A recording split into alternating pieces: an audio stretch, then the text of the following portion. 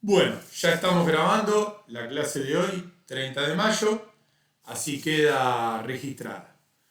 Bueno, primero que nada, como ya saben, la semana de... Esperen que abro el calendario. La semana del 10 de junio es la semana de parciales que define la UPE, ¿sí? Así que el 13 tenemos el parcial. Bien, Morena y Brisa que preguntan en el chat sobre el parcial, vamos a hacer un pequeño repaso. ¿Qué vamos a incluir en el parcial? ¿O cómo va a ser la modalidad? En el parcial vamos a tomar todo el contenido teórico, o sea, todo lo que tienen en las diapositivas, y lo vamos a hacer un choice con todo el material disponible, ¿sí? Entonces, sobre todas las clases de teoría, todos los PDFs de teoría, van a tener una cantidad de preguntas de contenido teórico, ¿sí? Algunas van a ser choice, otras van a ser para desarrollar, pero sería una especie de carpeta o libro abierto. Por cada práctica que hayan entregado, van a tener una hora, ¿sí? Todo lo contenido teórico, exacto, pero acuérdense, a carpeta abierta, digamos. Ustedes pueden tener todos los PDF organizados y una pequeña guía. Por cada práctica que hayan entregado, van a poder elegir una pregunta para no contestar. Supónganse, el examen tiene 15 preguntas, pero escuchando Nela que a lo mejor todo es tu estrategia, o Morena o las que pregunten, escuchen.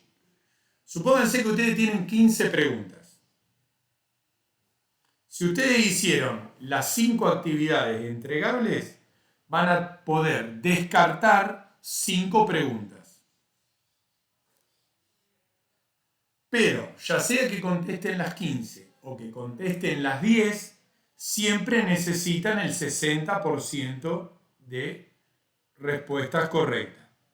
O sea, que si son 15 preguntas, yo no entregué nunca una práctica, contesto 15.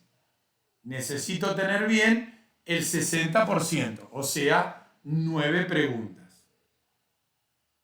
Si tienen tiempo, las entregas están todas abiertas.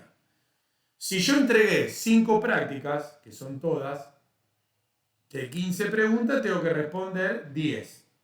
Pero de esas 10 tengo que tener el 60% bien. O sea que tiene que tener bien 6 preguntas. ¿Sí? Siempre es el 60%. Lo que pasa es que el que cumplió con las entregas de las actividades prácticas tiene la ventaja de las que me llevan más tiempo o no me las acuerdo o algo, las puedo descartar. Sí, son entregables son la práctica 1, la práctica 2, la URL del sitio, donde me muestran que armaron algo del sitio en WordPress, tienen la actividad de monetización del otro día, ¿sí? Después hay 2 prácticas que no llevan entrega. Yo ya lo tengo todo anotado, ahora después les subo un resumencito en los avisos de la plataforma, ¿sí? Pero quédense tranquilo entonces, que tienen todo el material de teoría, 15 preguntas. Yo les voy a publicar una lista donde dice que yo, por ejemplo, Morena, entregaste 2 prácticas, podés descartar 2 preguntas. Las elegís vos, las que te resulten más difíciles, las que no te guste, lo que sea. ¿Sí? Cada uno tiene la libertad de descartar por las prácticas que haya entregado. Pero siempre 60%. Así que quédense tranquilos que van bien. Todavía tienen tiempo de terminar las entregas y eso hasta la semana que viene, está todo abierto. ¿Sí? Bien, ¿alguna preguntita más de eso, Morena o Brisa, que me habían preguntado? Si va a ser solamente teórico. Solamente teórico. Ok. Para para que se queden tranquilos, digamos, no hay que buscar nada que no esté en todo el material de Buenísimo. teoría que yo subí. Los PDFs, no los videos, ¿sí? Porque ustedes han tenido videos tutoriales como complemento y eso, sobre esos videos no, ¿eh? ¿Está bien?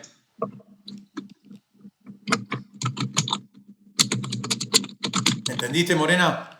Sí, profe. Bien. Esperá que estoy leyendo el chat. Brisa, yo les publico un Word y ustedes responden ahí en cada pregunta en el Word directamente, para que no tengan que hacerlo en papel ni nada. Y 1 hora vamos a tener. En el caso de que alguno no tenga computadora, lo puede abrir con el teléfono, lo responden en papel, le sacan una foto y lo suben a la tarea. No tengo problema. Si alguno, porque me ha pasado a veces, se le corta internet, le saca una foto y me lo manda por mail después, en el momento que lo pudo hacer, o con el teléfono le sacan una foto y me lo mandan al mail, a la cuenta de Gmail. Siempre con buena voluntad, podemos tener imprevisto, por eso les digo, se le corta internet, algo de eso, lo solucionamos. Y si a alguno se le cortara la luz por esa emergencia, se lo tomo al otro día, tengo un montón de exámenes distintos hechos, coordinamos al otro día y te lo mando y me lo devolvés.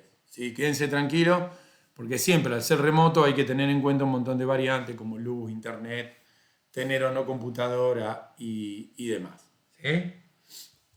Lo pueden hacer en la compu con el Word que yo les doy, lo pueden hacer en papel, van respondiendo mirando el material de teoría y después le sacan una foto y lo suben, o lo hacen PDF y lo suben. Totalmente sencillo.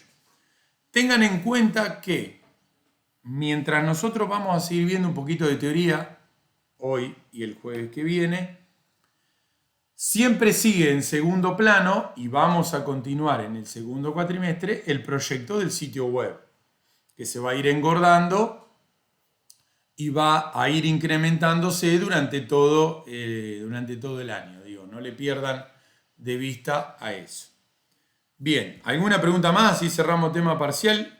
Recién se conectó último, no me acuerdo quién fue. ¿Carlos o Gonzalo fue que se conectó último? No me acuerdo. Yo, Carlos.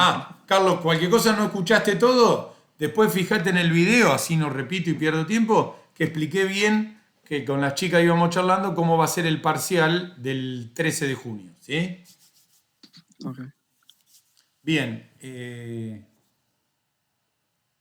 Sí, falta, hay que Brisa está preguntando en el chat, falta la clase de hoy y la clase de la semana que viene, ¿sí? Que va a conformar el total de clases que vos decís. Acuérdense, repito, los PDF que están como clase. Hay un montón de tutoriales que yo le fui agregando, como el de monetización, como el de web host y eso, que no están incluidos, porque esos son videos y es muy engorroso andar buscando información ahí en el momento que te aparecería una pregunta, ¿sí? Solo los PDF. Bien, vamos a meternos ahora un poquito en las clases. La semana pasada, espero hayan mirado la clase que yo les dejé grabada por el motivo del paro, comenzamos con conceptos de teoría más asociados al lado de programación que al lado del diseño. Exacto, la clase pasada, como dice Brisa ahí en el chat, fue la de framework. Para resumir, si alguno no pudo verlo, el video, la idea es comenzar a entender cómo se desarrolla o cómo se arma una... Exacto, ahí Brisa va poniendo los tips en el chat. Si alguno no lo tiene abierto, pónganlo abierto, que ahí me va ayudando con el resumen, ¿sí? Digamos, la idea es entender cómo se desarrolla una aplicación web.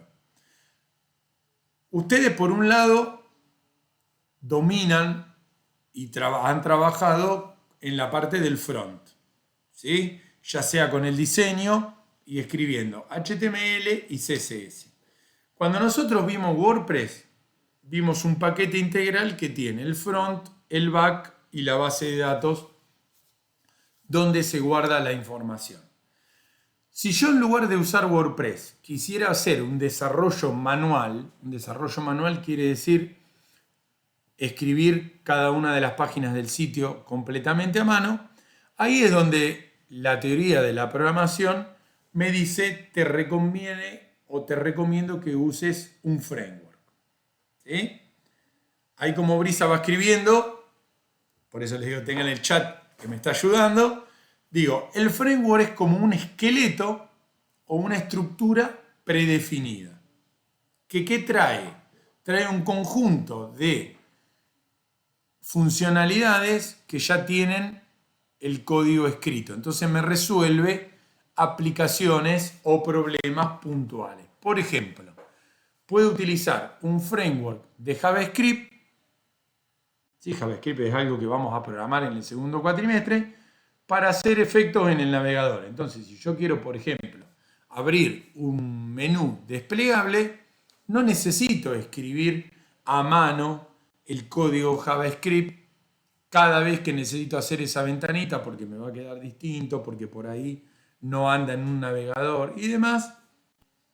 Entonces, utilizo ese framework que ya trae una función predefinida que yo le digo, dibujame un mensaje y me lo hace. ¿Sí? Nosotros en el segundo cuatrimestre vamos a usar, por ejemplo, jQuery y Bootstrap, que son frameworks de JavaScript. Esa es una parte de la clase donde dijimos, hay que usar framework porque me organizan la aplicación, tengo código prolijo y si yo cambio de desarrolladores, la aplicación se mantiene prolija y un desarrollador nuevo que ingresa al proyecto puede comprender rápidamente cómo está armado. Y ahí es donde aparece el último párrafo que puso Brisa recién en el chat, que aparece una técnica de diseño que ya lleva más de 10 años, que se llama MVC. ¿Sí? MVC es lo que ustedes hacen todo el tiempo, desde que empezaron a estudiar en la carrera o desde que desarrollan, que es dividir la aplicación en 3 partes. ¿Sí? La M es el modelo, lo que sería el back de la aplicación, la parte de atrás. La B corta es de vista, el front, el diseño, y el controlador, que es el código que une las dos partes. ¿Sí? O sea, cuando yo estoy en el navegador, estoy en la vista. Cuando pido algún dato al servidor, yo siempre a veces uso como ejemplo el home banking, y digo que yo quiero consultar el saldo de mi cuenta del banco. Cuando toco el botón, ese pedido que va hacia la parte de atrás de la aplicación que está en el servidor, lo administra el controlador, le dice al modelo, che, ¿me podés dar el saldo de este usuario? El modelo o el back interactúa con la base de datos, obtiene el dato y se lo devuelve a la vista para que lo dibuje. Esa división de la aplicación, que ustedes que son muy jóvenes ya la asumen como una práctica común, ¿sí? Ustedes dirán, no, yo trabajo en diseño, trabajo en el front, tendrán algún otro que trabaja en el back y ese tipo de cosas. Es un modelo que trae más de 15 años y surgió prácticamente desde que apareció la programación web, ¿sí? Cuando todos los sistemas se convirtieron en sistemas web mayormente, o sea que se ejecutan desde un navegador como el Chrome, el Mozilla o el Edge, este modelo de división en capas fue tomando cada vez más fuerza. ¿Por qué? Porque esta división en capas permite que en un proyecto medianamente grande haya distintos equipos de trabajo, cada uno en su mundo. ¿Y cómo enganchamos a esa lógica para organizar la aplicación? La clase de hoy. La parte del back no es responsabilidad solamente de un fanático que está programando todo el día, sino que es algo que todo el equipo de desarrollo de un proyecto debe conocer. Y el backend, ¿sí? O esa parte donde se desarrolla la lógica de la aplicación, interactúa directamente con la base de datos. ¿Ustedes han visto o han tenido la teoría de qué es una base de datos? ¿Se acuerdan? Sí, yo sí. Bien, ¿y el resto?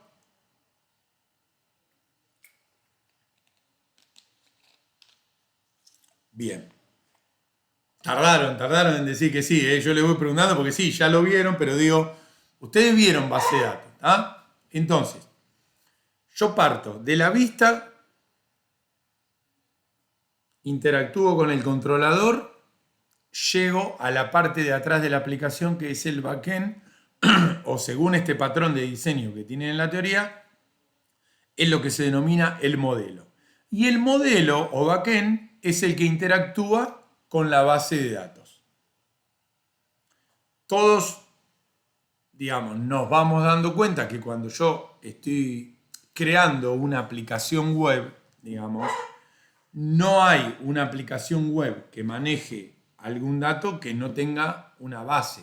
¿Estamos de acuerdo, no? Que cualquier aplicación web de mediano tamaño para arriba necesita una base de datos donde almacenar información, ¿no? Salvo que sea algo muy, muy superficial, todas las aplicaciones terminan interactuando con una base de datos. Ustedes vayan respondiéndome por si yo tengo que reforzar algo. ¿Estamos de acuerdo, no? Todas las aplicaciones necesitan, salvo algo muy chiquitito, de una base de datos. ¿Quién interactúa con la base de datos? La vista no. La vista con el backend. El backend es el que interactúa con la base de datos. Esto es importante que ustedes lo conozcan y que la tengan bien fresquita esa organización de una aplicación web, porque cuando yo trabajo en el front, en el diseño y en el armado, que escribo JavaScript, CSS, HTML y un montón de cosas, no interactúo nunca con la base de datos, ¿sí? Interactúo con el backend. El backend es el código o el lenguaje de programación, que puede ser JavaScript o puede ser algún otro lenguaje, que a su vez es el que va a ir a buscar los datos a la base de datos y va a retornar la información. ¿Hasta ahí estamos bien? ¿Conocen distintas bases de datos? ¿Se acuerdan de cuando lo vieron? ¿El nombre de alguna base de datos se acuerdan?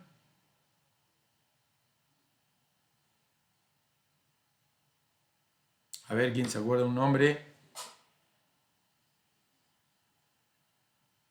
¿Se acuerdan ninguno? Bueno, hay muchas bases de datos en el mercado. Hay algunas que son gratuitas y hay algunas que son pagas. ¿Sí? Hay algunas que funcionan mejor sobre un sistema operativo Windows y hay otras que funcionan mejor sobre un sistema operativo más específico como sería Linux. ¿Sí? Bueno, voy a empezar a compartir la clase de hoy, así nos enganchamos con el concepto de base de datos. ¿Sí? Pensando entonces que todas las aplicaciones necesitan, todas o digamos el 95% de las aplicaciones necesitan de una base de datos para funcionar, es ahí donde necesitamos profundizar un poquito en qué me ofrece la base de datos. ¿Sí? Viendo que ya ustedes conocen lo que es una base de datos, que está compuesta por tablas y por datos que se almacenan, para darle una conexión con nuestro mundo, podemos decir que en el mundo de una aplicación, que describimos recién, usando siempre el patrón MVC que nombramos en la otra clase, la base de datos suele presentarse como un conjunto de herramientas que va a almacenar todo lo que nuestra aplicación web necesita. Por eso se le llama una caja de herramientas. ¿Por qué? Porque yo voy guardando ahí adentro cada una de las herramientas o de los datos que yo necesito, y a medida que los necesito los extraigo, los uso y los vuelvo a guardar. En el ejemplo del home banking que yo les contaba, lo que está guardado en la base de datos es mi usuario, mi contraseña, mi saldo y demás. Cuando yo ingreso a la aplicación, la vista le manda el usuario y contraseña al back, el back va a la base de datos, lo valida y me deja entrar. Cuando le pido el saldo, lo mismo. El front se lo pide al back, el back se lo pide a la base de datos, saca el saldo de mi cuenta y me lo muestra. Por eso decimos que en el fondo de todo está la base de datos, que es la que nos proporciona todas las herramientas de datos para poder trabajar. WordPress, todo el WordPress que ustedes van usando y van aprendiendo y van descubriendo, que es un paquete cerrado, muy popular, muy integrado, pero que hay que aprender a trabajar día a día, también tiene todo guardado en una base de datos que ahora yo en un ratito les voy a mostrar. Yo traté de hacer una similitud con el diseño, entonces me puse a buscar para que podamos hacer alguna relación, ¿sí? Entonces, nosotros, todas nuestras capas de diseño y demás terminan confluyendo en la base de datos. ¿Por qué? Porque todo termina uniéndose ahí, y es cuando yo tengo que diseñar para mi aplicación una base de datos hecha a medida, ¿sí? Entonces, por eso que después cuando lean la teoría tranquilo van a ver que yo parto del diseño, por eso está asociado como si yo eligiera las telas, los colores para crear un producto. La base de datos es la que une todos esos materiales que yo elegí y los termina creando en un producto final que almacena. Y cada vez que yo necesito algo de la base de datos que está bien al fondo, si yo parto del front, profundizo y la base de datos es lo último que está en esa lógica de mi aplicación, está en el servidor allá atrás de todo, voy a buscar las cosas y las recupero, voy a buscar las cosas y las recupero, y las muestro de una manera agradable en el front, ¿sí? Pero es importante comprender que lo más preciado de ese producto web a nivel de información está en la base de datos, ¿sí? Lo que ve el usuario es el front, la parte más linda, la parte más llamativa, ¿sí? Pero siempre tengan en cuenta que atrás de todo le está dando vida a esa aplicación la base de datos. Y para que mi aplicación interactúe y se comunique con la base de datos, hay un montón de técnicas que me permiten comunicar al back con la base de datos.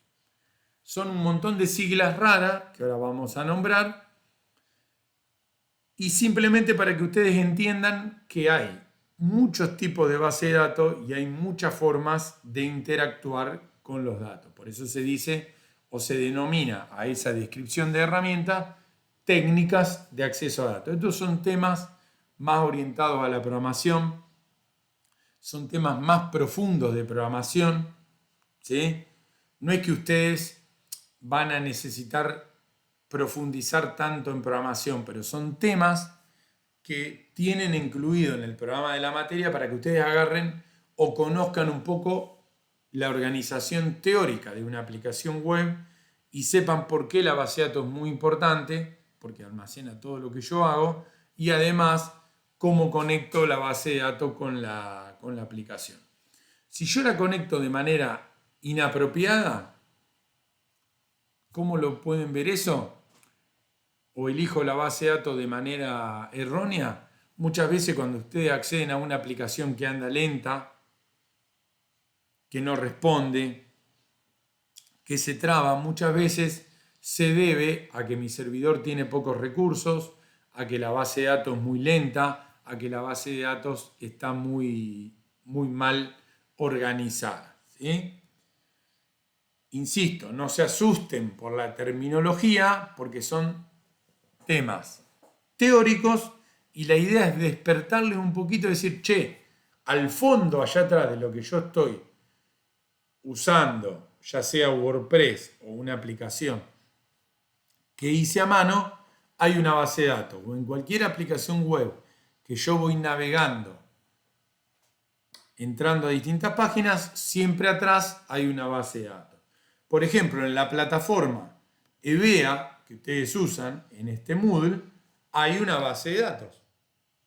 Toda la información de los mensajes que yo dejo, el material que cuelgo, cada vez que ustedes entran está igualito, cargado y organizado. Bueno, todo eso en la plataforma de EBEA está guardado todo en una base de datos.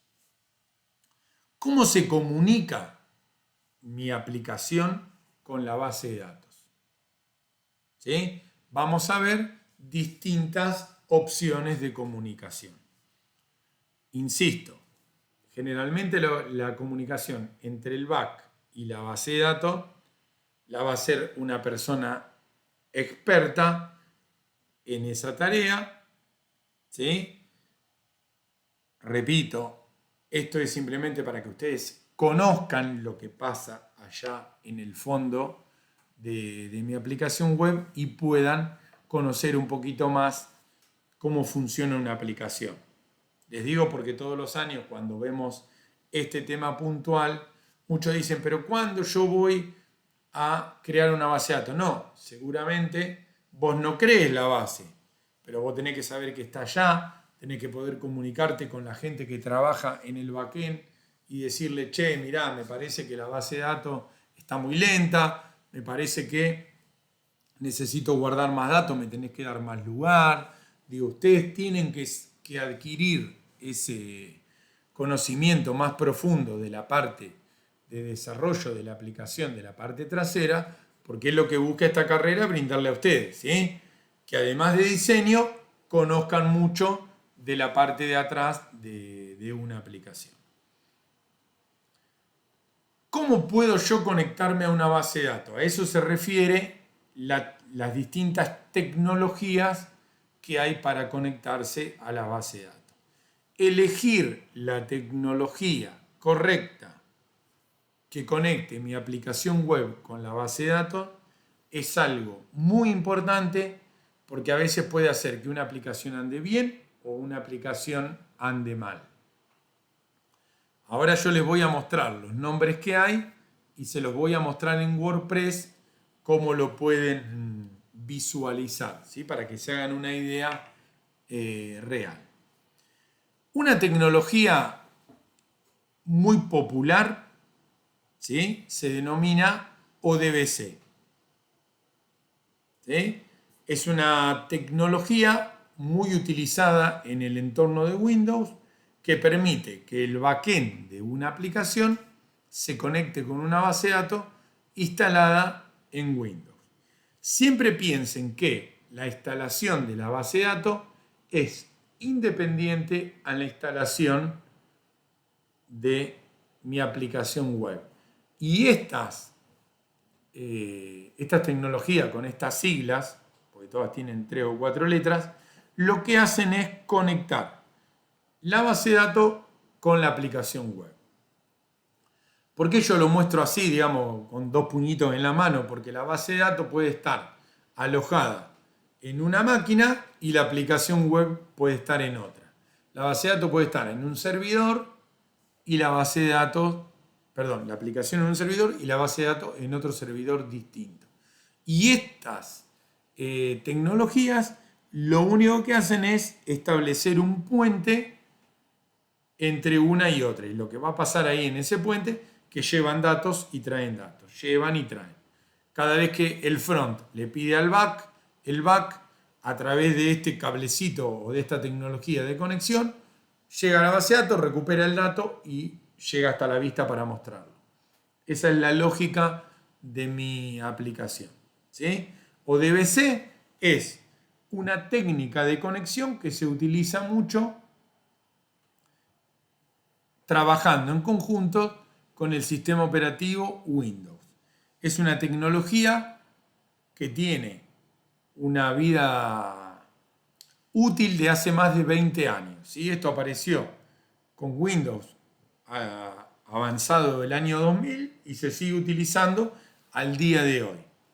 Esta tecnología para conectarse a base de datos es muy utilizada en aplicaciones de esa época y poco a poco ha ido perdiendo popularidad.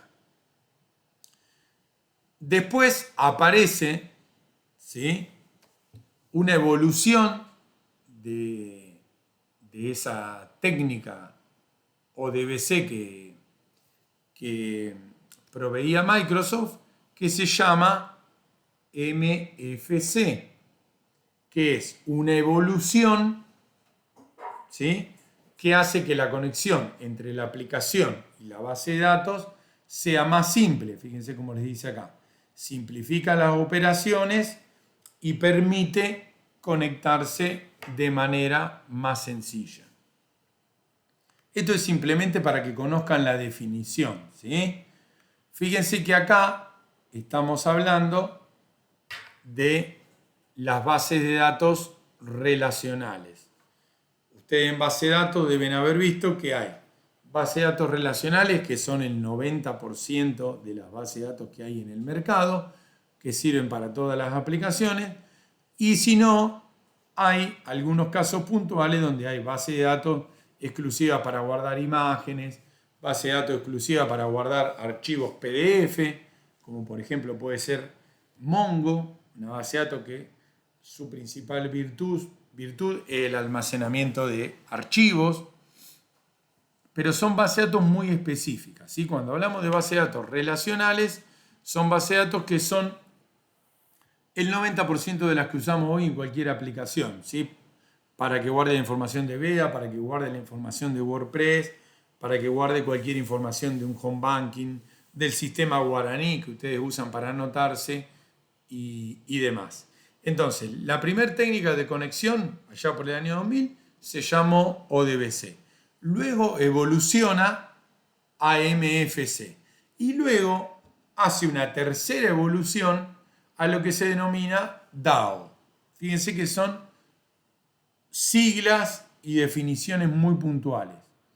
La tercera evolución, que es esta, es una biblioteca que Windows ya trae embebida y permite manipular las bases de datos tradicionales y además trabaja muy bien con Access. Access, no sé si lo han escuchado nombrar, es una base de datos muy simple que Windows trae embebida cuando uno instala el Windows 7, el 10, el 11. Esta sería la tercera tecnología que Windows evoluciona para permitir conectar una aplicación con la base de datos. Y hay más evoluciones. Luego aparece RDO.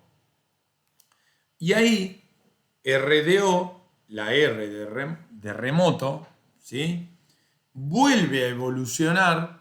¿Y qué es lo que Windows logra? Logra que la aplicación se conecte con base de datos remotas. ¿Qué quiere decir una base de datos remota? Quiere decir una base de datos que está alojada en otro servidor.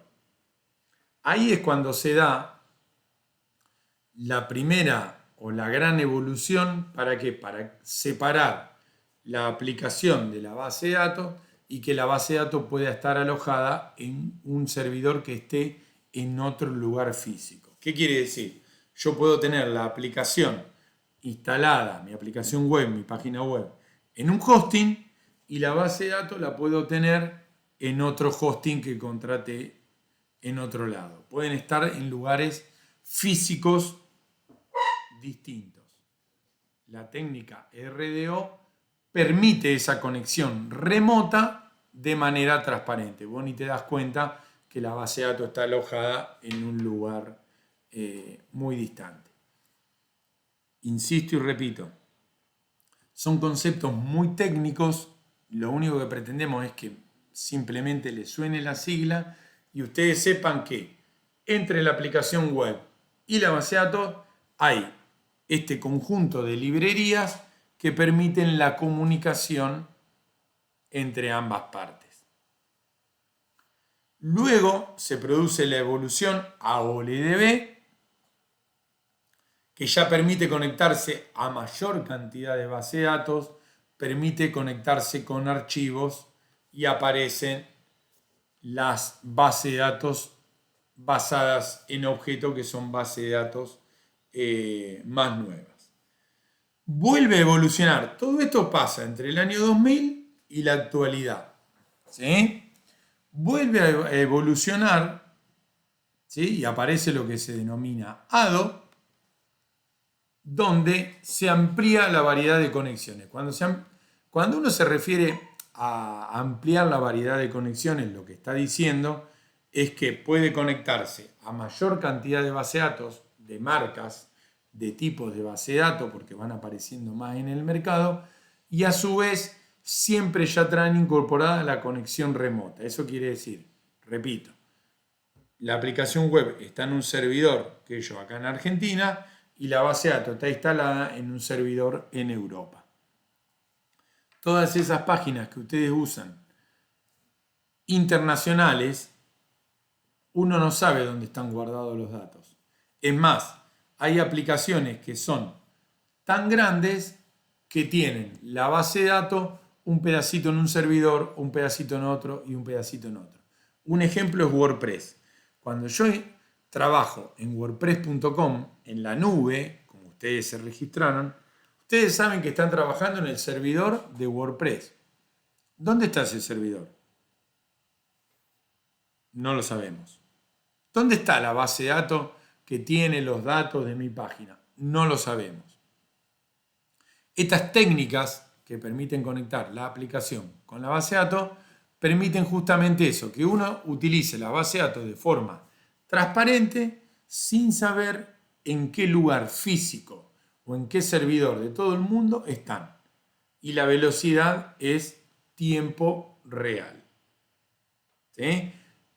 Páginas muy grandes y muy utilizadas a nivel mundial como WordPress no tienen una sola base de datos, sino que tienen un montón de bases de datos distribuidas en un montón de servidores de todo el mundo, y lo que van haciendo es balancean la carga. A medida que más usuarios se van registrando, van ubicándolos en distintos servidores. ¿Para qué? Para tener una carga distribuida. ¿Sí? Ustedes dirán, ¿y a mí qué me interesa todo esto si yo me quiero dedicar a trabajar en el armado de una aplicación o en diseñar el front y nada más? No es algo que vas a manejar a lo mejor directamente, pero es fundamental que lo conozcas, porque después tu aplicación anda lenta, tu aplicación falla, tu aplicación anda mal, necesita más memoria, necesita más programador, más procesador, y no sabes cuál es el motivo. Y ustedes se habrán dado cuenta que cuando utilizan wordpress.com, o se nota mucho más si se registraron en webhost, que como son hosting gratuitos, hay horarios del día donde están recontralentos. ¿Por qué? Porque hay mucha gente trabajando en el mismo servidor y en la misma base de datos. ¿tá? Entonces hay momentos del día, como son herramientas gratis, que se congestionan. Bien, aparece como evolución de ADO. Esto está puesto en este orden porque es la evolución en el tiempo que han tenido. Aparece después las últimas siglas JDBC, que ya es una técnica de conexión a base de datos más relacionada con un lenguaje más moderno como puede ser Java o PHP. ¿sí? Entonces, proporciona conexión más que nada con aplicaciones Java para conectar el backend hecho en Java y la base de datos, lo cual es una gran evolución en los últimos años. Yo acá les quería mostrar, esperen que voy a dejar de compartir y voy a compartir acá mismo cómo ven la base de datos en WebHost, que es lo más cercano que tienen para verlo. Esperen que ahí estoy cargando, así comparto. Es un tema, repito, mientras va cargando, muy técnico. No hay que asustarse, simplemente hay que aprender un poquito los nombres y entender qué es lo que están resolviendo. Cuando yo entro a WebHost, a ver si carga, porque está medio lento. Ahí está cargando WebHost. Esperen que tarda en compartir la pantalla porque estoy castigando la máquina ahí, haciendo todo junto y además estamos grabando. Ustedes tienen un video donde yo les proponía registrarse en WebHost para instalar su sitio WordPress. Esperen que me voy a loguear.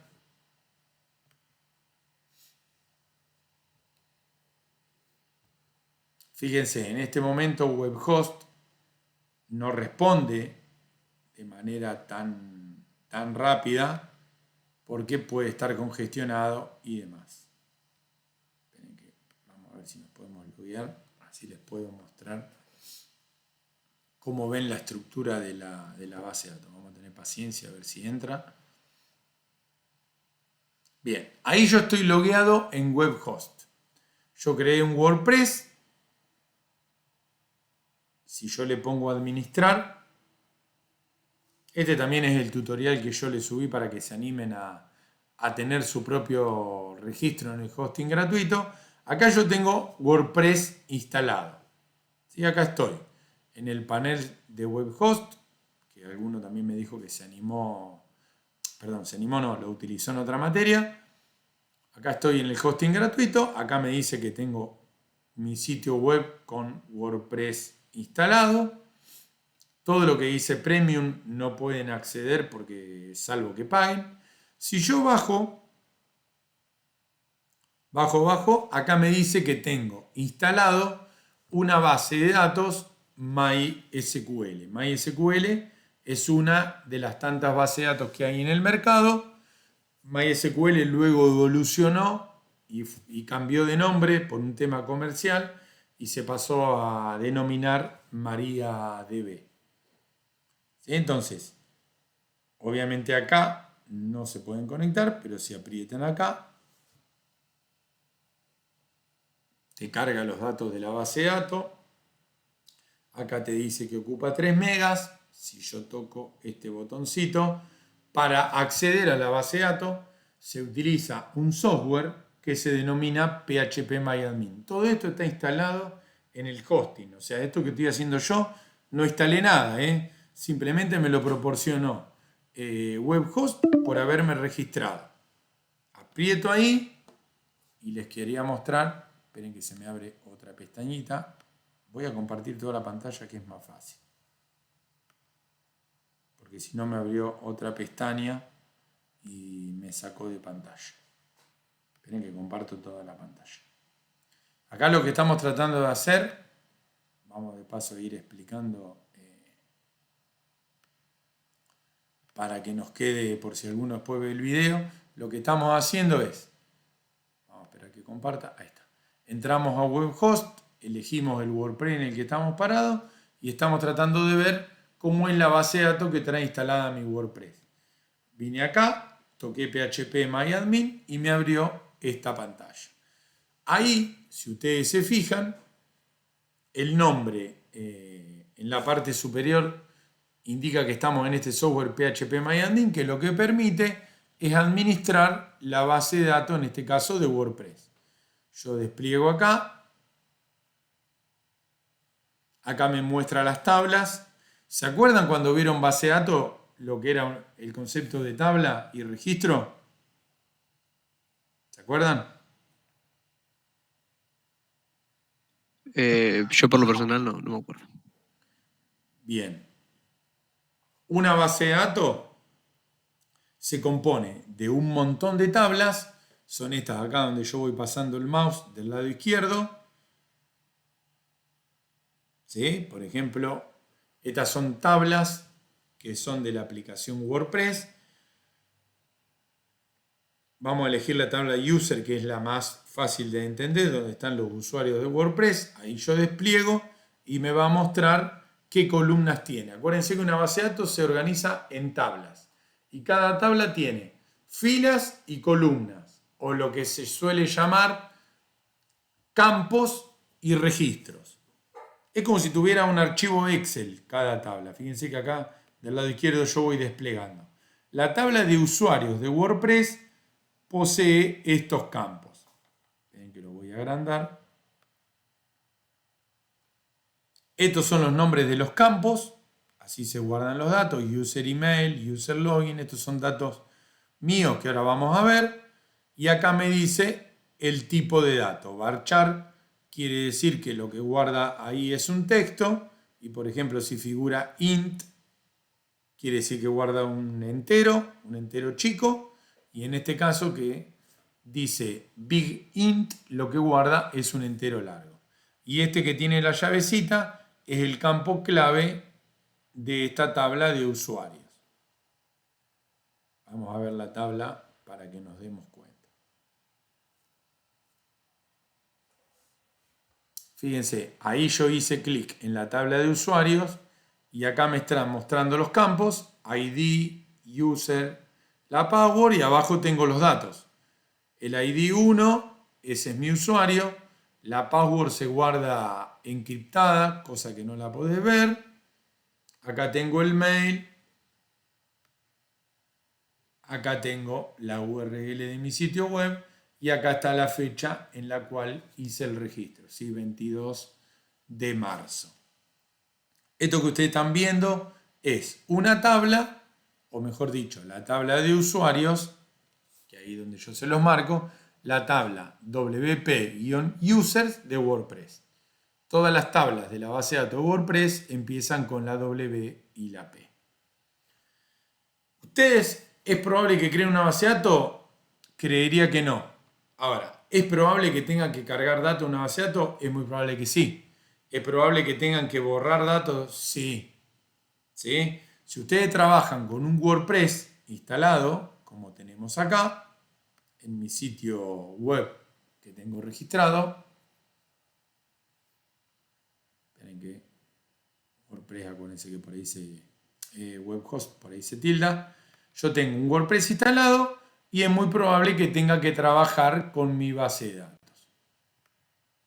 Por ejemplo, acá tengo un usuario. Si yo este usuario lo quisiera borrar, toco la tecla borrar y automáticamente va a desaparecer. ¿Sí? Lo que va haciendo esta herramienta me va escribiendo este lenguaje, que es el lenguaje de programación con el cual yo me comunico con la base de datos. Piensen que estamos viendo una tabla de la base de datos de WordPress. Todo lo que yo hago en WordPress, cuando ustedes crean una página, crean un host, crean una entrada y demás, se guarda en esta base de datos. Por ejemplo, esta tabla que está acá, que se denomina post, guarda todas las entradas de la página. Acá se guardan los comentarios, acá se guardan los links y demás. Esto, vamos a tocar el botoncito estructura acá arriba, esto es la estructura de la tabla de usuarios de WordPress. Estos son los nombres de los campos. Como les dije recién, este es el tipo de dato. El que tiene la llavecita es la primary key. Acuérdense que es el registro que identifica de manera única a cada registro de la base de datos. La idea es no profundizar mucho, pero vamos a profundizar un poco. La clase que viene vamos a ver qué quiere decir este lenguaje de consulta SQL. ¿Sí? Es necesario que ustedes profundicen un poquito el conocimiento sobre aunque sea cómo mirar los datos que están en la base de datos de WordPress y cómo poder buscar o recuperar o eliminar los mismos. Vamos a aprender un poquito qué son estas palabras clave. Todos los años pasa lo mismo, estas clases suelen ser muy técnicas, suelen producir como miedo porque decir, uy, ¿cómo toco yo esto? Nuestra ambición no es que tengan la responsabilidad de tocar la base de datos de WordPress, pero sí que puedan conocer lo más que puedan de una base de datos.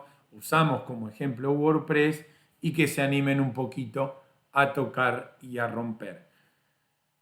Necesitamos generar un perfil que, obviamente, a toda la expertise que ustedes traen de diseño, de un montón de materias de ese rubro, agreguen de a poquito conocimiento más específico del área de programación y de base de datos, aunque sea muy técnico, aunque sea un poco teórico, pero por lo menos que vayan incorporando los conceptos para amigarse más. Piensen que en el segundo cuatrimestre vamos a aprender un par de frameworks de JavaScript y vamos a programar código JavaScript. Entonces, ahí vamos a seguir profundizando y vamos a usar framework de JavaScript y vamos a programar un poquito. Nada complicado, pero vamos a programar. Así se van amigando un poco a la otra parte. Nada les tiene que generar miedo ni nada. Lo que sí, vayan leyendo, no solamente, yo diría, con el ánimo de solamente, aprobar el examen y sacármelo de encima, sino para mejorar todo el conocimiento teórico de ustedes. Y a su vez, es importante que se animen a registrarse en WebHost, a instalarse su WordPress, como les vengo diciendo. ¿Para qué? Para, además de aprender a trabajar en WordPress.com, puedan aprender a trabajar en un hosting gratuito, que luego, si yo pago, con el botoncito mejorar o en 200 lados, si yo tengo un cliente, puedo trabajarle en un hosting gratuito y después, si él lo quiere pagar, puede registrar el dominio y hacer un montón de tareas más, pero que se animen a crear, a probar en estas páginas. No tienen riesgo de perder ningún dato. Si se rompe todo el WordPress, lo vuelvo a instalar y se terminó, ¿sí? Cuando ustedes acá se meten en WordPress, si yo me voy a editar, lo edito. Ahora, si a mí se me rompió todo, cuando lo edité no me gusta, me vengo acá abajo y dice reinstalar WordPress. Le pones reinstalar, te borra todo, te pone un WordPress limpio de cero y volvés a jugar. ¿Sí? Es importante que se animen a meter mano. Si en WordPress.com rompen todo, pueden reiniciar el sitio o crear un segundo o tercer sitio. Si en WebHost, una vez que instalan WordPress, lo rompen todo, cada vez que van a editar, lo rompen, de acá abajo lo reinstalan. Trabajar con WebHost les va a permitir usar más temas que en WordPress.com, porque está más liberado. Van a poder usar los widgets. Fíjense en el tutorial que yo les puse. Un widget, por ejemplo, es la lupita para poder buscar contenido de las entradas. Porque WordPress.com, si querés poner un widget, no te lo muestra, salvo que pongas la tarjeta. WebHost te lo da libre, ¿sí? O sea, pueden utilizarlos y probarlos. Necesitamos que se animen a meter mano y si se rompe algo, no pasa nada, o hasta nos pueden consultar y no pasa nada, pero que agarren esa practicidad de animarse a tocar, probar leyendo el tutorial y, ¿cómo pongo un widget? Acá en el minuto 8 dice, ¿cómo pongo un widget? Voy a WebHost, lo pongo acá. Que se metan a tocar. Insisto, ¿pueden romper algo? Todo. Se reinstala y se termina el problema. La clase que viene vamos a ver lenguaje SQL, que es cómo me comunico con la base de datos, que sería donde yo les mostré recién, cómo interactúo con la base. Pueden aprovechar a ir completando las prácticas y sigan de a poquito trabajando en WordPress o en WordPress.com o en Webhost, porque el proyecto del sitio lo vamos a ir llevando todo el año. En el segundo cuatrimestre le vamos a agregar un poquito de Bootstrap o jQuery con JavaScript, digo, para que se animen a usar esos frameworks que me solucionan un montón de problemas y me hacen la página más linda, más dinámica y más divertida, ¿sí? Así que bueno, por hoy llegamos hasta ahí. Después péguenle una miradita a las teorías. Yo ahora en un rato les subo la grabación. Y lo que van necesitando, mándenme mail. Yo a veces les digo, mándenme mail de WordPress. Y solamente uno ha mandado hasta ahora con dudas que la hemos podido resolver, ¿sí? Así que bueno, a meterle, que nos queda poquito para rendir. Y después, bueno, el segundo cuatrimestre es muy lindo también porque hacemos mucho JavaScript y ese tipo de frameworks. Así que bueno, no sé si tienen alguna duda o tienen mucho para trabajar.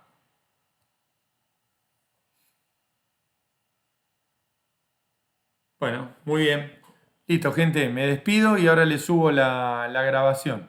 Métanle y me mandan un mail en lo que necesiten, tanto para las prácticas que faltan o para WordPress. ¿Está bien? Gracias, Antonella, cuídense y ahora ya pongo a subir la grabación. Dale, profe. Nos vemos. Gracias. Nos vemos. Chao, gente.